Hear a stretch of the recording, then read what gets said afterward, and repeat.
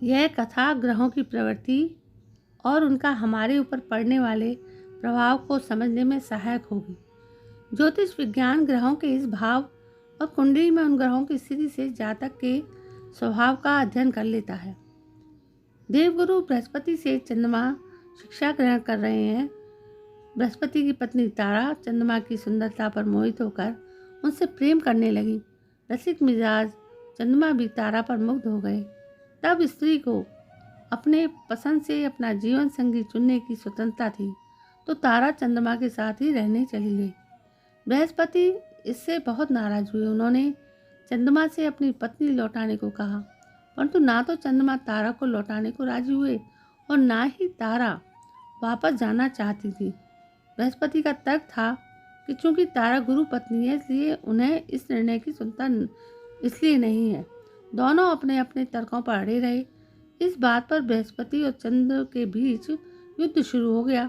देवताओं के गुरु शुक्राचार्य और बृहस्पति में बचपन से ही बैर था, इसलिए शुक्र चंद्रमा के साथ हो गए। शुक्र आए तो असुर सेना चंद्रमा के साथ आ गई।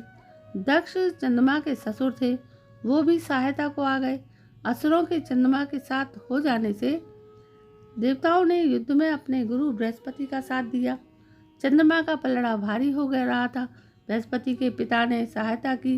बृहस्पति के पिता अंगिरस शिवजी के विद्यागुरु थे। वो अपने गुरु पुत्र के पक्ष में युद्ध के लिए गणों के साथ आ गए। वहीं विचित्र स्थिति बनी। दक्ष एक दामाद चंद्रमा की सहायता कर रहे थे, तो दूसरे दामाद शिवजी की सेना वृक्ष में बृहस्पति की सहायता के लिए खड़ी थी। गुरु शिष्य बीच एक स्त्री को लेकर शुरू हुए झगड़े से देवासुर संग्राम की स्थिति आ गई। ब्रह्मा को भय हुआ कि इस युद्ध के कारण कहीं सृष्टि का अंत ना हो जाए।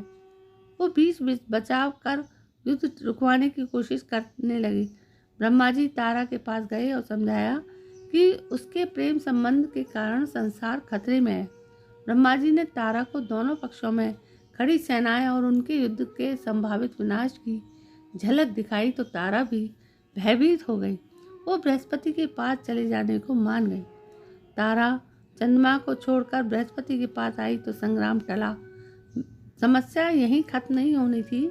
लौटकर आने के कुछ दिनों के बाद जब माहौल शांत हुआ, तो तारा ने घोषणा कर दी कि वो संपूर्ण गर्भवती है। और बृहस्पति को पता चला तो वो पुनः बौखलाए। फिर उन्होंने एक बात जताई, शांति से सुलझाने में भलाई समझी। उन्होंने तारा से तत्काल गर्भ त्याग को कहा। तारा ने समय पूर्व गर्भ त्याग कर दिया। इससे एक बालक का जन्म हुआ। वो बालक बहुत तेजस्वी, सौंदर्य और कामदेव जैसा था। बालक को देख चंद्रमा और बृहस्पति दोनों उस बालक को प्राप्त करने की लालसा जागी। दोनों ने उस पर दावा कर दिया। एक बार फिर बृहस्पति और चंद्रमा में ठन गई। ब्रह्मा बीच बचाव को आए। उन्होंने तारा से पूछा कि यह बालक किसका है, लेकिन तारा ने कोई उत्तर नहीं दिया। आखिरकार अपने पिता के आदेश पर बृहस्पति उस बालक को चंद्रमा को देने को तैयार हुए। बालक का नाम रखा गया बुध चंद्रमा, और चंद्रमा ने बालक बुध को अपनी पत्नियां रोहिणी और कृतिका को पालन पोषण के लिए सौंप दिया।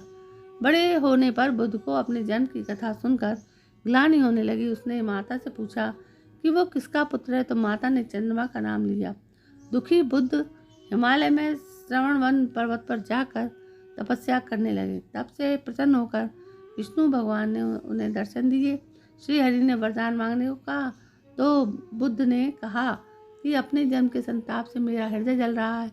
श्री हरि ने उसका संताप हर लिया और सभी वैदिक विद्याएं एवं सभी कलाएं प्रदान की। बुद्ध शांत विचार के हो गए, इसलिए वो देवों को प्रिय हुए। यही बुद्ध सौरमंडल में सूर्य से सबसे समीप के ग्रह हैं। बुद्ध वाक कला यानी ओजस्वी वचन प्रदान करते हैं। बुद्धि के कारण ग्रह है एवं जातक के शरीर के दांत, गर्दन, कंधे और त्वचा पर इनका प्रभाव पड़ता है। इस कथा में चंद्रमा का स्वभाव चंचलता वाला रहा है, इसलिए चंद्रमा चंचलता देता है।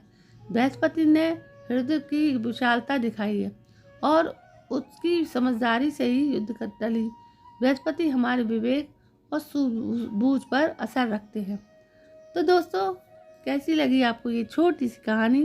यदि कहानी पसंद आई हो तो प्लीज़ मेरे इस चैनल को सब्सक्राइब ज़रूर करें, लाइक करें। लाइक ज़रूर करा करें, लाइक में कुछ आपका खर्च नहीं होता, लेकिन हमें आगे कैसी कहानी बनानी इसका मार्गदर्शन मिलता है।